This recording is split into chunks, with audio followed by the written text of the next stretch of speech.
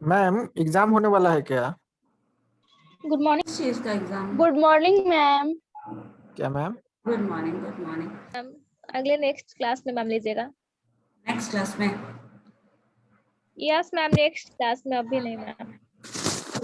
लेकिन एक चीज मुझे आप लोगों से पूछना है कि जो भी डाउट्स होता है वो सब क्लास के एंड में 10 मिनट में खत्म कर लो। जो भी क्लास से रिलेटेड डाउट है या फिर प्रीवियस जो भी डाउट रहा हो, क्लास का 10 मिनट होता है, उसमें आप मैम मैम मैम एक दिन डाउट क्लास का चला दीजिए ना। यस मैम, सही रहेगा। एक मैम मैम नेहा मैम पिछले क्लास में की थी। तो क्या डाउट अभी है? बताओ, आज ही शुरू कर दो। Yes ma'am. चलो, आप लोग के क्वेश्चन का आंसर ही देना है मुझे आज तक, क्योंकि नया जो भी नया पढ़ेंगे उसमें फिर नया नया डाउट्स होगा, क्योंकि हम लोग जो पढ़ने वाले हैं ना, कोरिलेशन, सारा कुछ कोरिलेशन का सिंपल बेसिक टर्म जो उस पर बेस्ड क्वेश्चन है वो सारा कुछ पढ़ चुके हैं। अब हमें फिर उसका लिमिट और जो टर्म है उसका एक्सटेंशन पढ़ना है, उसमें बहुत सारा कुछ थियोरेटिकल मिलेगा। ठीक है, theoretical as well as practical questions भी रहेंगे। तो अभी तक अगर कुछ डाउट है तो बताइए, क्वेश्चंस आपके अकॉर्डिंग खत्म कर लो तो नेक्स्ट क्लास में हम लोग वाइवा वाला जो शुरू करना है, मतलब मार्क्यू, वो कर लेंगे। Okay ma'am. क्या मैम रिवीजन करवा देते सर। रिवीजन कितना करोगे आप? एक ही टॉपिक तो रिपीटेडली उधर पढ़े हो, नया तो यही कोरिलेशन ही पढ़े हो ना, तो रिवीजन का वैसा तो कुछ मुझे नहीं लग रहा है, दिख रहा है। बताओ क्या रिवाइज करा दूं, तुम ही बताओ।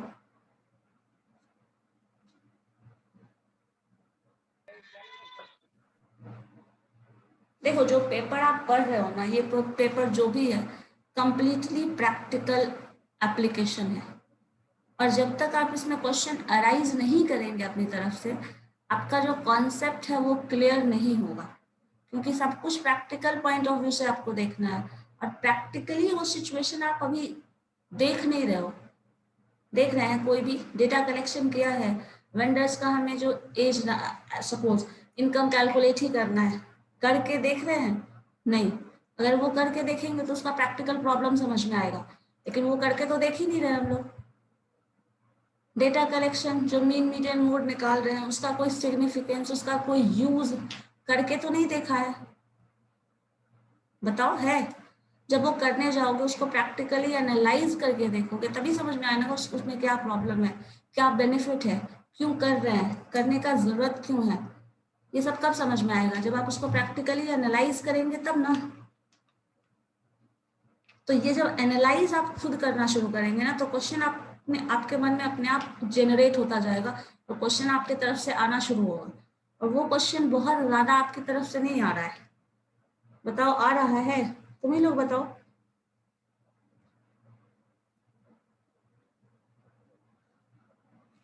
बोलो कुछ भी, यस नो।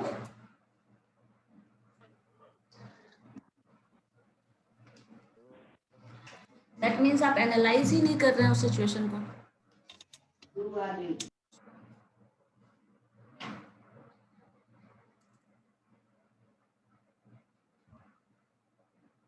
जब तक एनालाइज करोगे नहीं ना, इतना कुछ भी पढ़ने का, ये सब प्रैक्टिकल थ्योरेटिकली आप कुछ अगर पढ़ते हैं ना, तो उसका कहीं थ्योरी पे कुछ ना कुछ एप्लीकेशन आपको ऐसा थ्योरी में दिख जाएगा कि चलो ऐसा है, या फिर कुछ टर्म है जो समझ लेंगे कि ऐसा है, डिमांड सप्लाई का जो रिलेशन बताता है, ऐसा कुछ रिलेशन है, वो हम जानते हैं, वो एक कॉन्सेप्ट माइंड में बैठा हुआ रहता है। वो चीज आप थियोरेटिकली बता सकते हैं, लेकिन प्रैक्टिकली वो सिचुएशन डिस्क्राइब करना, उसको एनालाइज करना, फिर उसके प्रैक्टिकल प्रॉब्लम्स को समझना, उस प्रॉब्लम्स का सॉल्यूशन देना, और वो भी बेस्ट इफिशिएंट सॉल्यूशन देना, वो इतना आसान नहीं होता। मतलब यहाँ पे आपका अपना क्रिएटिविटी कहीं ना कहीं इस्तेमाल करना होगा। जैसे मान लो एक एग्जांपल है, जैसे कोरिलेशन वाले एग्जांपल में ही मैंने कहा था, क्राइम और पुलिस का जो मैंने एग्जांपल दिया था, उसमें बहुत लोग ये भी इंटरप्रेट कर सकते हैं जैसे जैसे पुलिस फोर्स बढ़ रहा है वैसे वैसे क्राइम बढ़ रहा है। तो क्या ये इंटरप्रिटेशन सही होगा? बताओ। अब जितना लॉजिकल थिंकिंग लगा लो, जितना कुछ भी क्रिएट करके बता लो, एनालाइज कर लो सिचुएशन, बट अगर ये एक्चुअल रिसर्च है, ये पीएचडी का थीसिस का रिसर्च का मैं बात कर रही हूँ, वो रिसर्च किया हुआ है क्रिमिनल्स एंड पुलिस पे, और उसमें कंक्लूजन निकालने में लोगों को प्रॉब्लम हो रही थी कि हम क्या कंक्लूड करें, पुलिस फोर्स बढ़ने से क्राइम बढ़ा है या क्राइम बढ़ने से पुलिस फोर्स बढ़ा है, ये कंक्लूजन निकालना। क्वेश्चन ये था कि पुलिस फोर्स और क्रिमिनल्स का जो नंबर है उसमें पॉजिटिव कोरिलेशन कैसे हो सकता है? पॉजिटिव कोरिलेशन है, दैट मीन्स वो बहुत डेंजरस साइन है। बट यहाँ पे लॉजिकली इस चीज को देखें तो जैसे जैसे क्रिमिनल्स का नंबर बढ़ रहा है वैसे वैसे पुलिस फोर्स बढ़ रहा है, तो ये कहीं ना कहीं लॉजिकल है ना? ऐसा हो सकता है। जैसे मान लीजिए आपका स्टडी टाइम कितना है और आपका जो मार्क्स आया है उसमें आप रिलेशन फाइंड कर रहे हैं, तो जैसे जो मार्क्स आया मे भी हो सकता है आपका मार्क्स जो आया है वो आप जैसे जैसे इंक्रीमेंट कर रहे हैं नंबर ऑफ मतलब आवर्स जो आप स्टडी टाइम के लिए जो डिवोट कर रहे हैं वो ज्यादा है, देन मार्क्स भी पॉजिटिवली बढ़ रहा है, मतलब there is a positive correlation. तो ऐसा बहुत सारा एग्जांपल है पूरे लाइफ में जहाँ पे दो अलग अलग फैक्टर्स का आप रिलेशन फाइंड आउट करें and that correlation may be positive, और ऐसा भी हो सकता है that correlation may be negative. और अगर पॉजिटिव है तो उसका क्या इंटरप्रिटेशन होगा, क्या एक्सप्लेनेशन आप देंगे? सपोज अगर डिमांड बढ़ रहा है और सेल घट रहा है, सपोज इसमें रिलेशन नेगेटिव आ जाए, क्या सिचुएशन हो सकता है बताओ तो मुझे सोचकर। डिमांड बढ़ रहा है, डिमांड इज इंक्रीजिंग, बट क्या हो रहा है, सेल कम हो रहा है। अब बताओ नेगेटिव कोरिलेशन है, कैसे होगा? हो सकता है कुछ, मार्केटिंग के स्टूडेंट हैं आप, एनालाइज करके बताइए।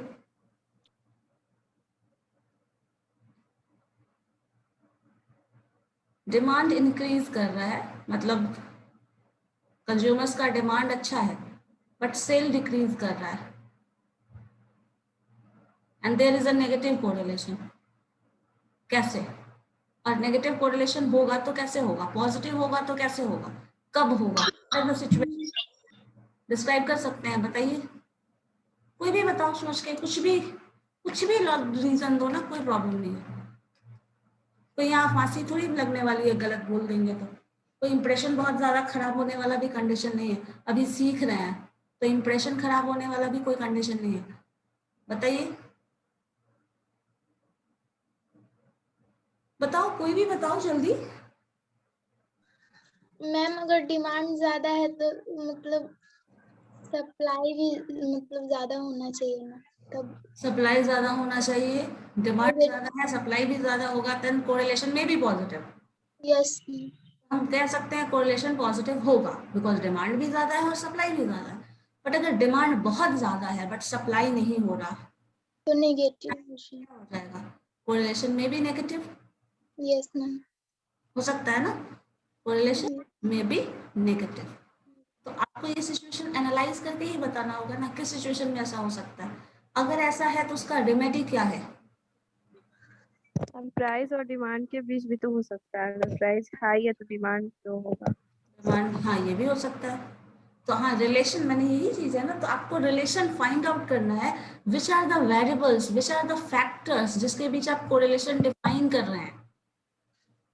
प्राइस और डिमांड में अगर करें, चलो डिमांड बहुत ज्यादा है और ये जो आप बोलिए सेल लो है, तो उसका फैक्टर ये भी हो सकता है प्राइस ज्यादा हो इसलिए सेल कम हो रहा है। बस डिमांड है, लोगों को पसंद आ रहा है, लोग चाहते हैं लेना, बट कंज्यूमर कैपेसिटी, कुछ भी फैक्टर हो सकता है, और भी बहुत सारे फैक्टर्स हो सकते हैं। तो इस तरह से हम रिलेशन बहुत सारे केसेस में फाइंड आउट कर सकते हैं। और कुछ ऐसा ढूंढ के मुझे बताओ जहां पे पॉजिटिव कोरिलेशन दिखता हो किसी भी मार्केटिंग फैक्टर से,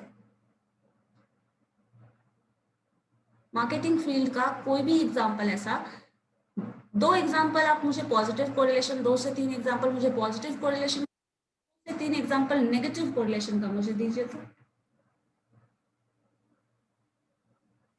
मैम सप्लाई और प्रोडक्शन।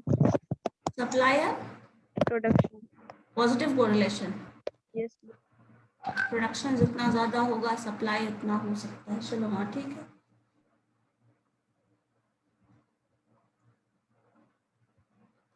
और बॉयज में कोई नहीं है जो इसको पता है, कोई कोरिलेशन फाइंड आउट कर सकता है पॉजिटिव?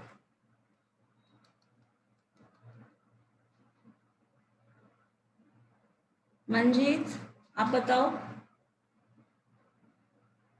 पॉजिटिव कोरिलेशन का कोई एग्जांपल दीजिए। मैम सेल्स और परचेज भी हो सकता है। Sale and purchase, positive relation. Positive correlation हो सकता है। नेगेटिव, नेगेटिव कोरिलेशन का बेस्ट एग्जांपल क्या हो सकता है in case of marketing? Nidhi कुछ बोल रही है बट म्यूटेड है आप।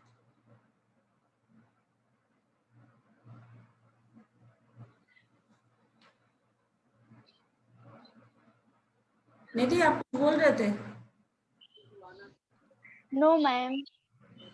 चलो बताओ, नेगेटिव कोरिलेशन का बेस्ट एग्जांपल क्या हो सकता है in case of marketing? Marketing field में अगर बात करें, मैनेजमेंट की बात करें, सबसे नेगेटिव कोरिलेशन कहाँ दिख सकता है?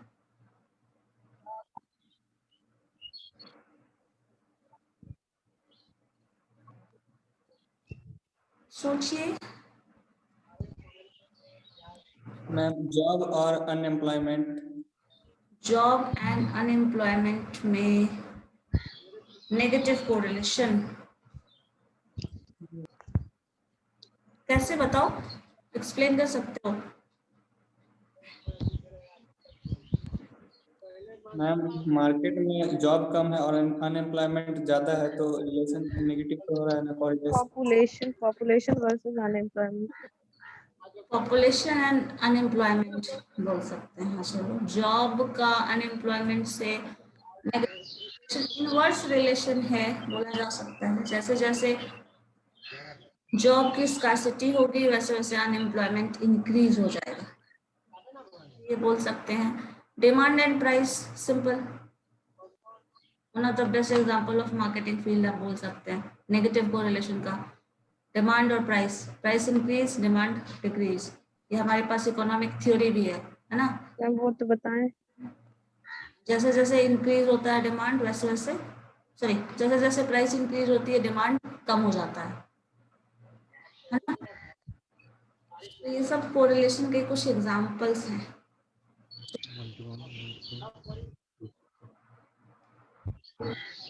इसके बाद मैंने आप लोगों को एक क्वेश्चन एग्जांपल कराया था कोरिलेशन का। कोरिलेशन का एग्जांपल कराया था, ये बताओ।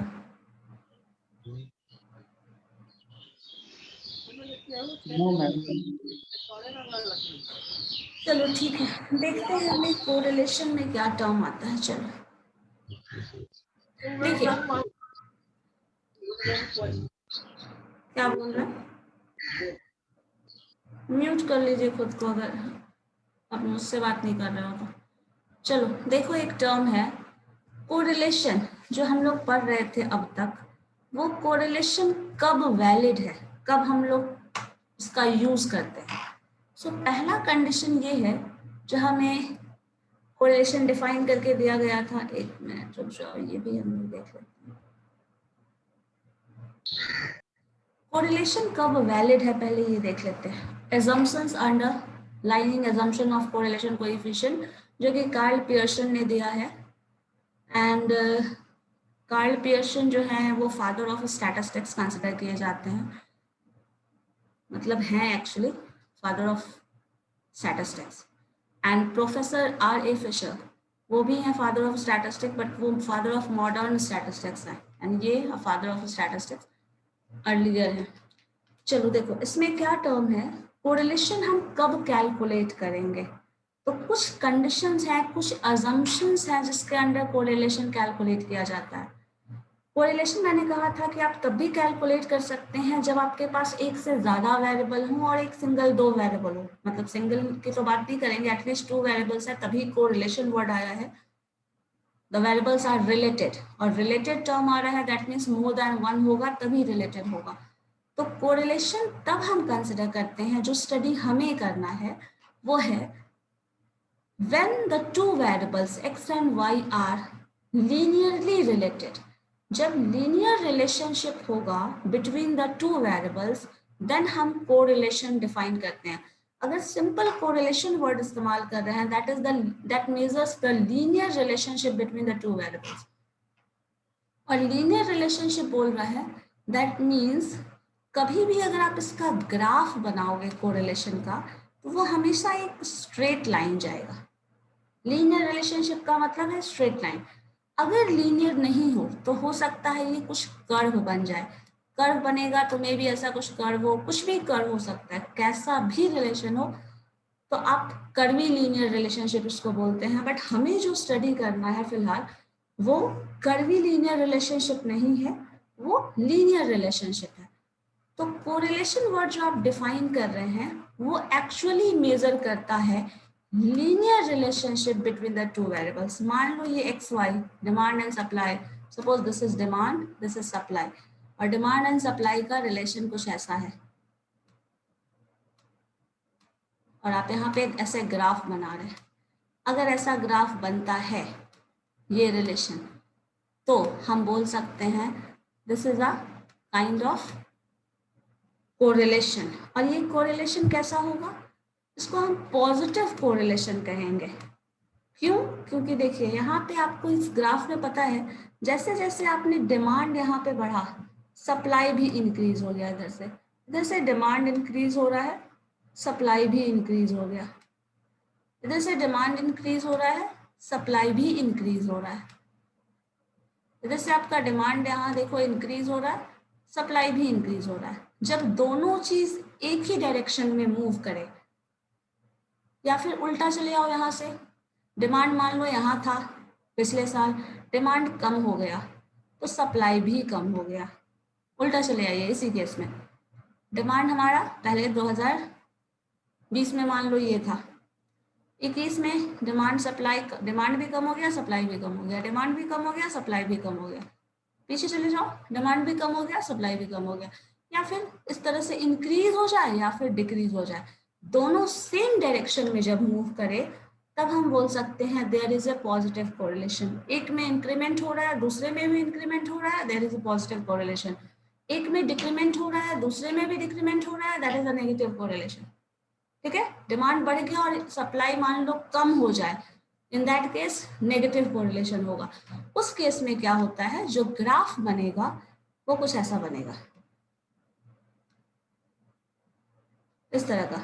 डिमांड यहाँ था सप्लाई यहाँ है, डिमांड देखो कम हो गया तो सप्लाई जो है सप्लाई आप इंक्रीज कर रहे हो और डिमांड भी कम हो रहा है। अब देखो यहाँ से जो वैल्यूज दे रहे हो अगर इसको ग्राफिकली हम देखें तो यहाँ पे देखिए ये पॉइंट मान लो कुछ ऐसा है जो पॉइंट्स को रिप्रेजेंट कर रहा है, 5, 6, 10 हर ईयर के इंटरवल को रिप्रेजेंट कर रहा है। 0 ईयर पे डिमांड, ये मान लीजिए आपका इधर डिमांड ही है और इधर सप्लाई ही है। अब देखो डिमांड जो है इस ईयर में यहाँ था 0 था, तो सप्लाई क्या है बहुत ज्यादा दिख रहा है। डिमांड इंक्रीज हुआ, सप्लाई यहाँ आ गया कम हो गया, इससे कम है ये बिकॉज नीचे है। यहाँ देखिए डिमांड आपने suppose this is first year second year ऐसा कुछ है, तो डिमांड आपका इधर जा रहे हो तो इंक्रीज हो रहा है, जैसे जैसे आप इधर मूव कर रहे हो इंक्रीज हो रहा है, और जैसे जैसे ऊपर जा रहे हो डिक्रीज हो रहा है। डिमांड इधर बढ़ा यहाँ आ गए और कम हो गया सप्लाई, डिमांड यहाँ आए और कम हो गया सप्लाई, डिमांड इंक्रीज हो रहा है सप्लाई कम हो रहा है, डिमांड इंक्रीज हो रहा है सप्लाई कम हो रहा है, और एक टाइम ऐसा आया है डिमांड बढ़ गया और सप्लाई ठप पड़ गया। तो इस केस में रिलेशन क्या हो गया, नेगेटिव कोरिलेशन।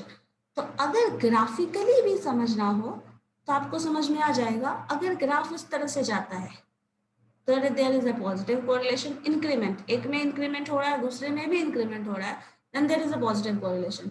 अगर एक में इंक्रीमेंट कर रहे हैं, जैसे जैसे हम इस डायरेक्शन में जा रहे हैं तो ऑब्वियसली इधर बढ़ने का मतलब है इंक्रीमेंट कर रहे हैं, तो जैसे जैसे हम इंक्रीमेंट कर रहे हैं ये जो वैल्यू है वो लोअर डाउन होती जा रही है, then there is a negative correlation.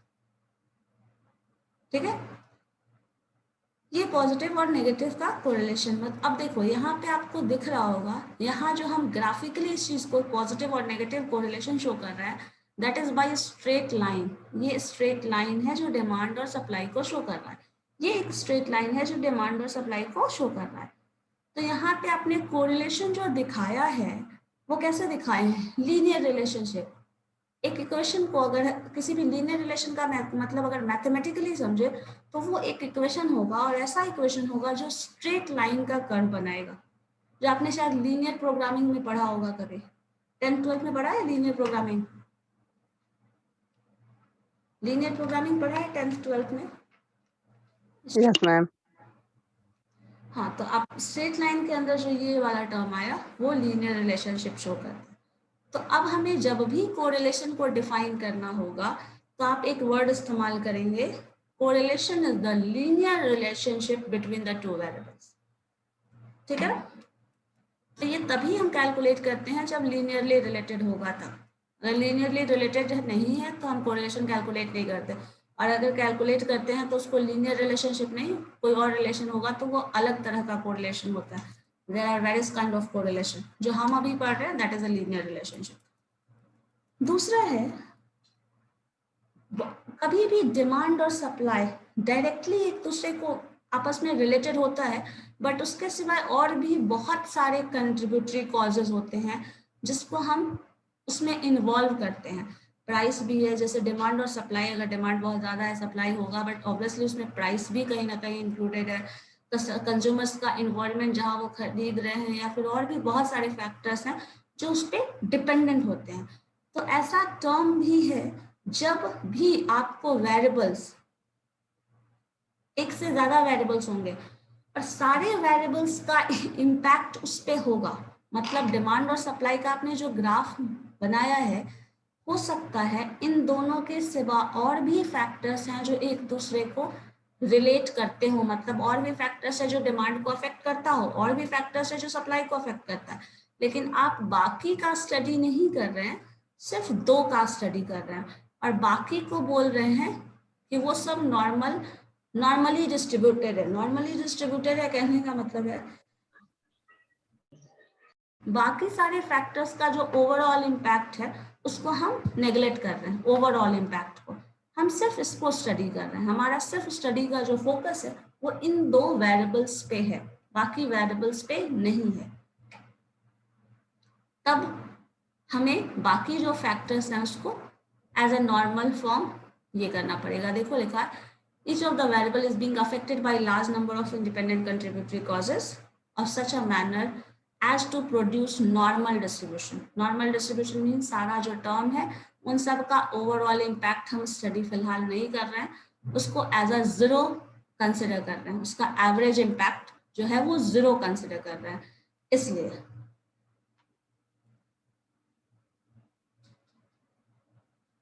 ठीक है, इसके बाद एक टर्म जिसमें एग्जांपल आपको दिया भी है, देखो, sizes of complex organ are determined by great variety of independent contributory causes, जैसे climate, nourishment, physical training and innumerable causes. बहुत सारा ऐसा टर्म्स है जिस पे डिपेंड करता है, लेकिन बाकी सारे को हम बहुत लेस या फिर बहुत लेस इफेक्टिव या फिर बहुत ज़्यादा इम्पॉर्टेंट कंसिडर नहीं करते, इसलिए हम उसको एज अ जीरो इफेक्ट उसको ले लेते हैं और सिर्फ दो वेरिएबल का स्टडी करते हैं, क्योंकि हमें पता है ऐसा कोई भी टर्म नहीं है सिर्फ दो फैक्टर ही आपस में रिलेटेड हो, बहुत सारे फैक्टर्स होते हैं।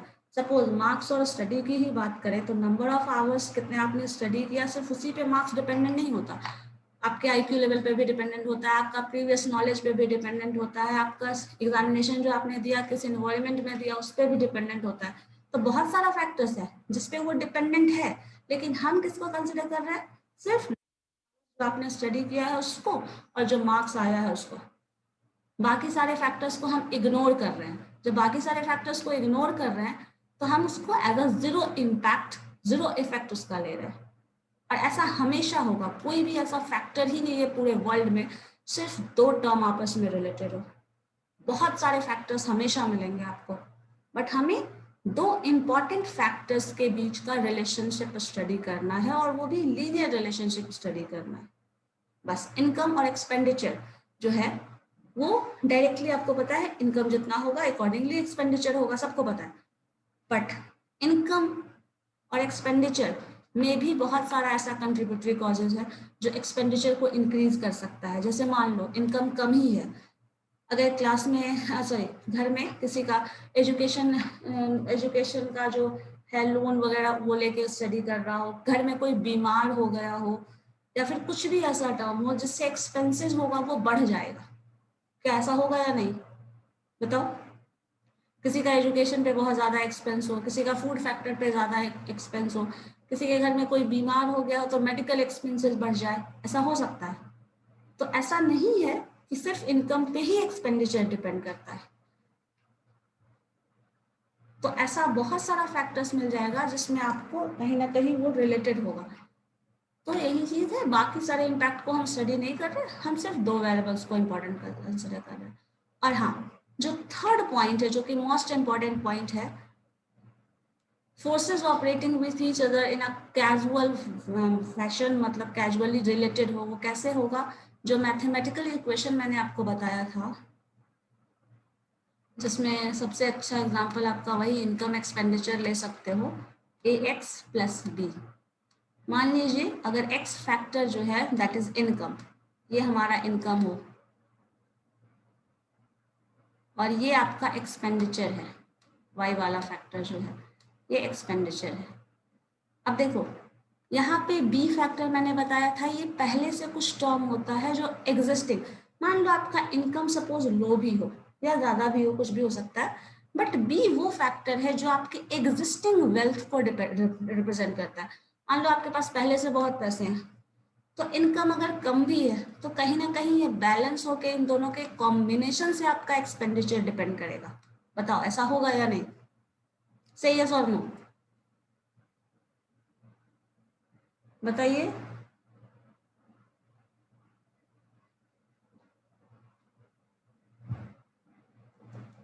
बोलिए हाँ या ना, होगा? मैम एक बार और बता दीजिए ना। देखो y = ax + b, ये एक मैथमेटिकल इक्वेशन है। इस मैथमेटिकल इक्वेशन में हम ले रहे हैं क्या? ax by, ठीक है? x जो है वो आपका पर मंथ इनकम है, सपोज आपका नहीं, आपका भी नहीं, आपके घर का किसी का, जो भी family head of the house hold हो, ये उन पे डिपेंड करता है, ये इनकम उनका है, ठीक है? Yes ma'am. इस इनकम पे ही क्या डिपेंड करेगा आपके घर का एक्सपेंडिचर या नहीं? बताओ, इस इनकम पे एक्सपेंडिचर डिपेंड करेगा या नहीं? डिपेंड करेगा। एक्सपेंडिचर बढ़ भी सकता है मैम। बढ़ सकता है, ऑब्वियसली बढ़ सकता है। बताया तो अभी जो आपका आ रहा है, घर में कोई बीमार पड़ गया, कुछ अचानक से, हाँ एजुकेशन, हाँ उस तरह का जो भी आएगा तो वो बढ़ सकता है, इसमें कोई डाउट नहीं है, लेकिन वो हमेशा उस तरह से नहीं होगा, अचानक कभी होगा। एक्सपेंडिचर इनकम पे डिपेंड करता है। क्या किस पे डिपेंड करता है? इनकम पे। इनकम पे क्या एक्सपेंडिचर डिपेंड तो करता ही है। Yes ma'am. हाँ वो तो करेगा ही ना, लेकिन फिर भी आप जो एक्सपेंस करेंगे कितना भी, वो कभी देखो, कभी जैसे अभी जो पैंडेमिक वाला कंडीशन है, कोविड-19 की वजह से इतना मेडिकल इश्यूज ये सब हो रहा है, तो वो हमें पता है कि वो जो चेंज होगा, वो जो होगा ना, वो कभी कभी वाला केस है, वो हमेशा नहीं होगा। मैम अभी कोरोना की स्थिति में तो इनकम रुक जाएगा ना और एक्सपेंस बढ़ जाएगा। तो यहाँ पे इनकम वाले केस में एक साथ देखिए, हमेशा ये जो फैक्टर हम देखते हैं ना, एक बी फैक्टर भी हमारे पास होता है, और ये बी फैक्टर जो है ना, वो कहीं ना कहीं आपका जो एग्जिस्टिंग वेल्थ है, जो अभी तक आपके पैसा जमा होगा, जो पहले से होगा, ये वो फैक्टर, और ये per month income, per year income वाला जो फैक्टर ले रहे हैं वो ये है, जो कि कम भी हो सकता है, ज्यादा भी हो सकता है। AX जो लिखते हैं हम यहाँ, जो ए टर्म होता है वो यही बताता है ना एवरेज चेंज क्या आता है इसमें। मान लो कभी कभी ऐसा होता है घर में जो जॉब करते हैं उनका हेल्थ कंडीशन अच्छा ना रहे, तो क्या होगा, ये जो फैक्टर, जो इनकम फैक्टर है, वो कम हो जाएगा। कभी कभी कुछ ऐसा बिजनेस इन्वेस्टमेंट किया कि ये फैक्टर इंक्रीज कर जाएगा, तो प्रैक्टिकली इस चीज को समझेंगे तब ना। एक्स टर्म जो है वो इनकम हो सकता है पर मंथ, किसी मंथ में बहुत, मान लो किसी की लॉटरी लग गई, इनकम बढ़ गया, ऐसा हो सकता है इन केस मान लो, या फिर कुछ ऐसा मिल गया हो, कुछ अमाउंट जो इन्वेस्ट किया हुआ हो उसका रिटर्न बहुत अच्छा आया आ गया हो, या फिर कुछ ऐसा जो पॉजिटिव नेगेटिव दोनों तरह से ये रिलेट कर सकता है। बी जो फैक्टर है वो बताता है आपके पास जो एग्जिस्टिंग वेल्थ है, जो अब तक आप सेविंग करके रखे हैं, जो आपके पास एग्जिस्टिंग वेल्थ, मान लो घर, जो प्रॉपर्टी आपके पास पहले से है, अब कहीं ना कहीं पहले वाली प्रॉपर्टी पे भी इनकम डिपेंड करता है। जैसे मान लीजिए आपके पास लंबा चौड़ा घर है, किसी को रेंट पे दे दिया, उसमें बिजनेस का कुछ स्टॉकिंग कर रहे हैं या फिर कुछ भी वैसा कर रहा है, तो ये भी क्या हो रहा है, ये भी एक इनकम फैक्टर है। तो ये पूरा फैक्टर मिलके आपको इनकम का रोल प्ले कर रहा है। सिर्फ पर मंथ इनकम ही इनकम नहीं होता, आपका एग्जिस्टिंग वेल्थ, आपका जो एवरेज इनकम, ये इनकम जो आप पर मंथ ले रहे हैं, मान लो इसके सिवाय और भी मल्टीपल बिजनेस कुछ कर रहे हो तो उस पर भी डिपेंड करेगा। Yes ma'am. लेकिन ये सब मिलके कंस्टिट्यूट करेगा ना आपका एक्सपेंडिचर क्या है ना। Yes ma'am.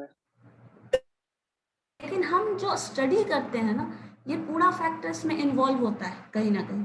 तो यहाँ पे ये फैक्टर जो ये एग्जिस्टिंग वेल्थ, ये मान लीजिए एग्जिस्टिंग वेल्थ, कभी कभी ऐसा भी होता है ये एग्जिस्टिंग वेल्थ भी नेगेटिव में होता है। मान लो आप जॉब तभी करना शुरू किए जब आपके ऊपर बहुत सारा कर्जा है ऑलरेडी, मतलब बहुत सारा कर्जा है, लायबिलिटी है। हाँ, तो ये भी हो सकता है, तो ये नेगेटिव भी हो सकता है। इसी फैक्टर में, इसी फैशन में, मतलब ये जो इक्वेशन डिफाइन किया है y is equal to ax plus b, इसका टर्म का मतलब समझ रहे हैं हम लोग। ये इक्वेशन ही क्यों पढ़ रहे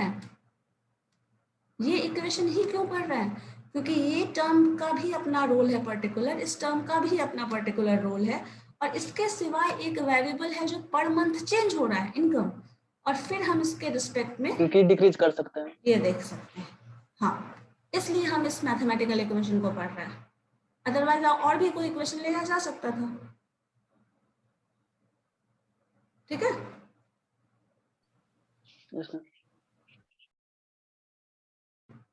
अब चलो इसके बाद, हाँ यही चीज है दोनों में, जैसे जैसे इनकम बढ़ेगा, ऑब्वियसली चेंज करने के बाद जैसे जैसे इनकम बढ़ेगा, किसी के घर में ऐसा हुआ है बहुत ज्यादा इनकम हो रहा है तो एक्सपेंडिचर कम हो रहा हो, नहीं हो सकता, वो एक्सपेंडिचर। तो अब बताओ, जैसे जैसे इनकम बढ़ेगा एक्सपेंडिचर क्या होगा, बढ़ेगा। इस तरह का ग्राफ बढ़ेगा मैम, इस तरह का ग्राफ आएगा। अब ये ग्राफ आएगा तो बताओ, there is a positive relation between income and expenditure और नॉट? Yes ma'am. सिंपल मिल जाएगा ये हमें। अब बताओ, किसी के घर में बहुत कम मनी अमाउंट हो, मतलब वेल्थ बहुत कम हो, अब इनकम एक्सपेंडिचर हम वहां रिलेशन फाइंड आउट करने लगे, या फिर मान लीजिए, हाँ सपोज नेगेटिव हो जाएगा मैम। किसी का नेगेटिव नहीं होगा, मान लो इस केस में हमारा इनकम कम हो जाए, क्या करोगे? यहाँ इनकम ज्यादा था पहले, पिछले मंथ बहुत ज्यादा पैसे थे मेरे पास, बहुत ज्यादा खर्च कर लिया, ठीक है। इस मंथ और कम हो गया, क्या करोगे? खर्चा भी कम करोगे। नेक्स्ट मंथ आओ, जैसे जैसे कोरोना का ड्यूरेशन बढ़ता जाएगा, मान लीजिए इनकम भी कम हो रहा है, एक्सपेंडिचर भी कम करते चले जा रहे हैं, और भी नीचे आ रहे हैं, इनकम भी मतलब कम हो रहा है, एक्सपेंडिचर भी कम कर। मैम तो इस कंडीशन में अगर इनकम अगर रुक जाए और एक्सपेंस बढ़ जाए तो नेगेटिव हो जाएगा ना। इनकम रुक जाए और एक्सपेंडिचर बढ़ जाए, यस मैम, तो नेगेटिव कोरिलेशन नहीं बोलेंगे। हाँ, नेगेटिव नहीं बोल सकते, बट हाँ ये पॉइंट बोला जा सकता है, जैसे ये पॉइंट रुका हुआ है, एक फिक्स है। Yes ma'am. कभी फिक्स करके रिलेशन जब हम ले रहे हैं ना, अभी जो हम स्टडी कर रहे हैं, यहाँ पे x और y जो है दैट इज ऑलवेज वेरिएबल, ये चेंज होगा। Yes ma'am. इनकम रुक रहा है, ये हमारे केस में हो रहा है, प्रैक्टिकली यही हो रहा है, लेकिन जो एक्सपेंडिचर है वो कहीं रुकने वाला नहीं है, ठीक है। यहाँ पे रिलेशन अगर आप देखेंगे तो एक में इनकम जीरो हो रहा है, मतलब जीरो हो रहा है, इसको ऐसे कर सकते हो कि घट रहा है। ये कैसे घट रहा है बोल सकते हैं, क्योंकि ये कहीं ना कहीं आप एग्जिस्टिंग वेल्थ पे डिपेंड करता है। बताओ, जो आपके पास पैसे थे वो आप खर्च कर रहे हैं ना। Yes ma'am. जब वो खर्च कर रहे हैं तो क्या हो गया, इनकम जो हो रहा है वो नेगेटिव में जा रहा है, और एक्सपेंडिचर बढ़ रहा है तो यहाँ पे रिलेशन जो होगा वो नेगेटिव हो जाएगा। समझ रहे हैं? Existing yes wealth ma'am. था यहाँ पे ना, तो वो जो टर्म है वो क्या हो रहा है, एग्जिस्टिंग वेल्थ जो है वो कम हो रहा है। जब ये कम हो रहा है और एक्सपेंडिचर बढ़ रहा है तो देयर इज, नेगेटिव। ठीक है, नेगेटिव कोरिलेशन आ जाएगा। Yes ma'am.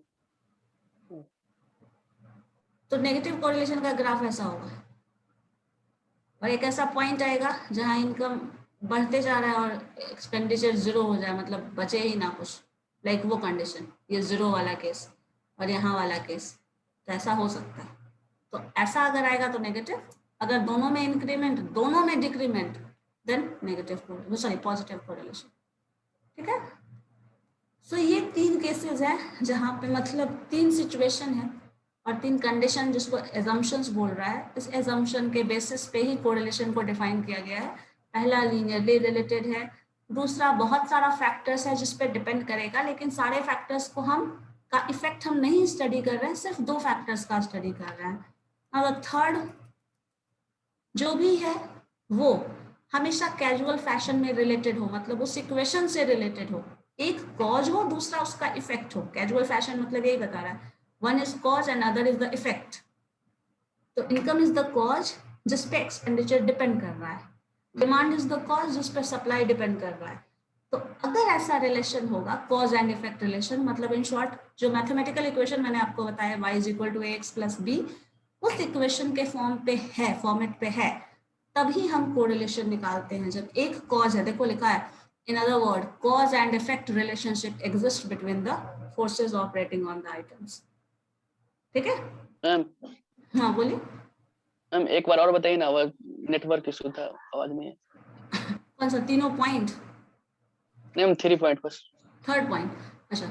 Yes ma'am. में फोर्सेस जो ऑपरेट करेंगे, फोर्सेस मींस यहाँ पे फोर्सेस मींस फैक्टर्स, समझो फैक्टर्स जो यस मैम। ऑपरेट करेगा एक दूसरे के साथ वो हमेशा कैजुअल फैशन में रिलेटेड होना चाहिए।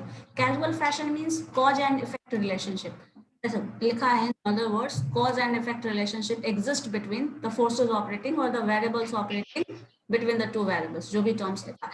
अब देखो इसमें कैजुअल फैशन में क्या है, आप जो इक्वेशन लिख रहे थे y = ax + b, यहाँ पे हमें y = ax + b जो है यहाँ पे टर्म है दैट इज इनकम, और इस इनकम पे ही एक्सपेंड कर रहा है। तो ये क्या है, this is the cause and this is the effect. तो अगर ऐसा रिलेशन होगा, एक कॉज होगा दूसरा फैक्टर जो होगा वो मतलब उसका इम्पैक्ट होगा, तभी हम कोरिलेशन वर्ड डिफाइन करते हैं, कोरिलेशन टर्म लाते हैं, अदरवाइज नहीं define. One is the cause and other is the effect. आपके मेहनत पे आपका मार्क्स डिपेंड करता है, तो ये मेहनत वाला वो पॉइंट है जिस पे दूसरा मार्क्स डिपेंड कर रहा है, डिपेंड करता है। नंबर ऑफ स्टडी आवर्स मैंने जो कहा वो उस पर डिपेंड करता है, डिमांड पे सप्लाई डिपेंड करता है, प्राइस पे डिमांड डिपेंड करता है। तो price is the factor, cause जिस पे इफेक्ट, जिसका इफेक्ट है डिमांड। अगर प्राइस कम होगी ऑब्वियसली डिमांड इंक्रीज हो जाएगा, प्राइस ज्यादा होगी डिमांड कम हो जाएगा। तो कॉज एंड इफेक्ट रिलेशनशिप होना चाहिए, तभी हम कोरिलेशन निकालते हैं। मतलब 3 कंडीशन है जहां पे कोरिलेशन निकाला जा सकता है। linearly related when they have multiple causes, multiple number of independently contributing causes, but we have to study only the 2। तब हम इस्तेमाल करेंगे जब दोनों वेरिएबल्स जो होंगे वो कॉज एंड इफेक्ट रिलेशनशिप में होंगे, तब हम कर सकते हैं। एग्जाम्पल दिया है, the series of height and income, ठीक है, height and income of individual over a period. अगर इस तरह का आपको रिलेशन फाइंड करने बोले क्या बताओगे, बताओ। हाइट में इंसान का जो भी है उसका हाइट और उसका इनकम क्या डिपेंड करेगा एक दूसरे पे? लॉजिकली सोच के बताइए। No ma'am. No ma'am. अब ऐसे कोरिलेशन को आप क्या कहेंगे, किस तरह का, ये क्या है, ये किस तरह का कोरिलेशन है? अगर इन केस कोरिलेशन पॉजिटिव आ जाए तो क्या है, ये चांस कोरिलेशन है। दूसरा देखो, अच्छा ये क्या है बाद में बात करते हैं। चलो ये देखो, मैरिज रेट और एग्रीकल्चरल प्रोडक्शन, क्या इसका कोरिलेशन दिख रहा है? मैरिज रेट, हमारी कंट्री का जो मैरिज रेट होगा वो, और एग्रीकल्चर प्रोडक्शन डिपेंड करता है कहीं ना कहीं। एग्रीकल्चर प्रोडक्शन तो एग्रीकल्चर फैक्टर्स पे डिपेंड करेगा, मौसम कैसा रहा उस पर डिपेंड करता यस मैम, ये नहीं करेगा। है, कभी नहीं करेगा। दूसरा देखिए size, the size of the shoe and intelligence of A group of people. अब बताओ क्या इलॉजिकल है या नहीं? साइज पे आपका इंटेलिजेंस डिपेंड करता है। किसी ने कहा है, किसी ने कहा, सपोज इस बात को कितना सच मानोगे आप? जितना ज्यादा साइज होगा उतना ज्यादा मतलब आप इंटेलिजेंट है, और जितना उतने कम इंटेलिजेंट है। बट ऐसा हो सकता है क्या? No ma'am. अगर ऐसा हाइट और उस इसकी बात करेंगे तो फिर तो बहुत अजीब ही केस होगा। बट हाँ, इस इन केस अगर इस तरह का कोई स्टडी करता है और कोरिलेशन पॉजिटिव या नेगेटिव आ जाए तो लिखा है in any of the above cases, अगर ऐसा कोरिलेशन आता है then that kind of correlation is chance correlation, spurious correlation और नॉनसेंस कोरिलेशन। अगर कोरिलेशन कोई फाइंड आउट भी कर ले, दिस इज नॉनसेंस। हम जो स्टडी कर रहे हैं इसमें कोई रिलेशन फाइंड करने का कोई लॉजिक ही नहीं है, इलॉजिकल लॉजिक है ना? Yes ma'am. इस तरह के रिलेशन को अगर हम इनकेस फाइंड भी कर लें, डेटा से सेटिस्फाई भी करा दे, तब भी वो इलॉजिकल ही रहेगा। तो इस तरह के फैक्टर्स को एक्चुअली हम लोग स्टडी करते ही नहीं है। हमें वो स्टडी करना है जहां पे आपको रिलेशन दिखता हो और आप उसके एक्सटेंट ऑफ रिलेशन को मेजर करना चाहते हैं। ये सबको पता है डिमांड और सप्लाई में रिलेशन है, लेकिन आप जिस प्रोडक्ट की बात कर रहे हैं, प्रोडक्ट के रेफरेंस में डिमांड और सप्लाई का जो कोरिलेशन वो फाइंड करना है और उसके एक्सटेंट को फाइंड करना है, उसको इंक्रीज करने का मतलब डिमांड को इंक्रीज कराने का कोई फैक्टर्स ढूंढना है। तो इस तरह का जब डेप्थ स्टडी हमें करना होगा तब हम कोरिलेशन को बहुत ज्यादा डीपली स्टडी करते हैं, उससे कुछ कंक्लूजन निकालने के लिए। ठीक है? क्योंकि आपको पता है एक फैक्टर, जैसे मान लो आपको पता है कहीं ना कहीं इन्वायरमेंट जो है आपकी क्रिएटिविटी को अफेक्ट करती है या नहीं, ये बताओ। जो आपको मिल रहा है उससे कहीं ना कहीं क्रिएटिविटी अफेक्ट होगा। तो अगर हम आपको बेटर इन्वायरमेंट नहीं दे तो क्या वो क्रिएटिविटी अफेक्ट होगी या नहीं? No ma'am. ऑब्वियसली होगी। मतलब आप हो सकता है पहले ज्यादा क्रिएटिव हो और बेटर इन्वायरमेंट मिले तो इन दैट केस आपकी क्रिएटिविटी कम हो सकती है, ऐसा हो सकता है। बट अगर मान लीजिए ये चीज आपको पता है इन दोनों में रिलेशन है, तो क्या आपको बेटर इन्वायरमेंट देने की कोशिश की जाएगी या नहीं? अगर आपको क्रिएटिव बनाना है, डिमांड बढ़ाना है, अगर मार्केटिंग के केस में देखें इन केस, तो आपको क्या करना पड़ेगा? प्राइस क्रिएटिव बनना पड़ेगा। हाँ, यहाँ पे क्रिएटिव बनना पड़ेगा। अगर आपको क्रिएटिविटी बढ़ानी है तो एनवायरनमेंट देना पड़ेगा। अगर क्रिएटिविटी नहीं बढ़ानी तो आप एनवायरनमेंट पे मत ध्यान दो, कोई प्रॉब्लम नहीं है। बट अगर आपको पता है there is a relationship between these two variables, then you have to enhance the one that will enhance the other. है या नहीं? किसी एक को अगर अच्छे से इन्वायरमेंट को बेटर बनाएंगे, इनहांस करेंगे, तो ऑब्वियसली आपकी क्रिएटिविटी भी इनहांस होगी। तो ये चीज आपको करना होगा। ये रिलेशन हम इसलिए फाइंड करते हैं, पढ़ते हैं ये कोरिलेशन वाला फैक्टर सिर्फ इसलिए क्योंकि क्या रिलेशन और कितना, जितना रिलेशन होगा उतना ज्यादा हमें उस पर फोकस करना पड़ेगा। इन्वायरमेंट अगर डायरेक्टली क्रिएटिविटी को अफेक्ट करती है, बहुत ज्यादा रिलेटेड है दोनों एक दूसरे से, देन इन्वायरमेंट को बहुत ज्यादा बेटर करना पड़ेगा आपको, तब आपकी क्रिएटिविटी जो है वो ज्यादा बेटर होगी। है या नहीं? प्रोडक्ट की क्वालिटी पे डिमांड डिपेंड करता है, तो प्रोडक्ट की क्वालिटी को इनहेंस करना होगा, तब आपका जो डिमांड है वो इनहेंस होगा। सो इसीलिए हम लोग बेसिकली इसको स्टडी करते हैं। ठीक है? लॉजिकल होना चाहिए मैम रिलेशनशिप। हाँ, रिलेशन, हाँ तो कैजुअल फैशन में बताया ना, यही चीज बताया ना लॉजिक, कि एक जो है वो कॉज है, दूसरा इफेक्ट है उसका। इफेक्ट होगा तो वो चीज है। जैसे प्रोडक्ट की क्वालिटी पे ऑब्वियसली डिमांड डिपेंड करेगा। की क्वालिटी इनहांस करो, डिमांड अपने आप इंक्रीज हो जाएगा। बट हाँ, क्वालिटी भी आपको उसी लेवल तक इनहांस करना होगा जिसमें प्राइस भी एक फैक्टर है। तो ये चीज अलग केस आ गया, बट वो भी मेंटेन करते हुए आपको करना पड़ेगा। तो आप जो 2 मेजर चीज है, डिपेंड करता है आपको क्या देखना है, किस पे ज्यादा ध्यान देना है। प्राइस पे भी ध्यान देना है, ज्यादा बेनिफिट लेने के चक्कर में नहीं रहना, बट क्वालिटी इनहेंस करनी होगी, तब आपका जो डिमांड है वो ऑब्वियसली अपने आप इंक्रीज कर जाएगा। ज्यादा प्राइस होगा तो सेल भी कम, ज्यादा नहीं हो ज्यादा प्राइस पाएगा। होगा तो सेल कम होगा, तो ये भी Yes, विथ कंडीशन, ये भी कंडीशन हो इस लेवल तक आप इंक्रीज कर सकते हैं विथ दैट लिमिटेड प्राइस, है ना। तो इस सब चीज को जब एनालाइज करोगे ना तो इसका डायरेक्ट यूज समझ में आएगा। जैसे आपके डेली लाइफ में डिमांड प्रोसेस होती है, तो जब आप अप्लाई करेंगे, जब जॉब करेंगे, तब आपको करना होगा।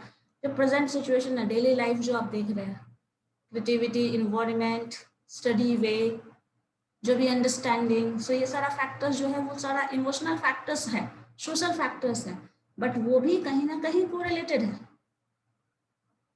जैसे जिन लोगों के फैमिली में ज्यादा मेंबर्स होंगे, उनको ज्यादा ग्रुप में रहने की, ये सारे फैक्टर्स है जो आपस में कोरिलेटेड है, जो सोशल लाइफ को भी इफेक्ट करते हैं, मेंटल हेल्थ को भी अफेक्ट करते हैं। तो ये सब सिचुएशन एनालाइज करके थोड़ा देखिए, फिर हम लोग कोरिलेशन का बेस्ड इस पे क्वेश्चंस और वो सब पढ़ेंगे, ठीक है, limits and all. Yes ma'am. Okay then, attendance ma'am attendance test.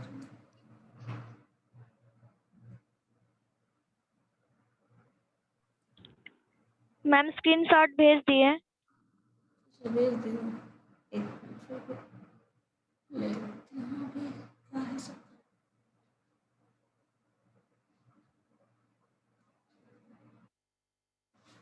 चलो ठीक है, फिर प्रैक्टिस करिएगा, देखिएगा कुछ एग्जाम्पल्स ढूंढना, यूनिक एग्जाम्पल्स, ठीक है, आप लोग भी।